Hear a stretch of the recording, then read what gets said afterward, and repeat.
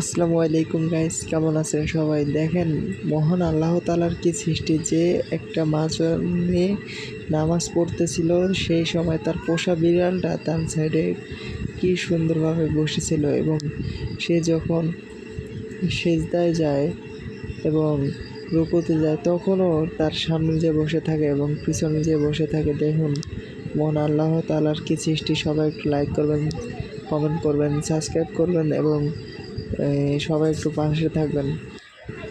যাদের এই ভিডিওটা ভালো লাগছে সবাই একটু সাপোর্ট করবেন এবং পাশে থাকবেন।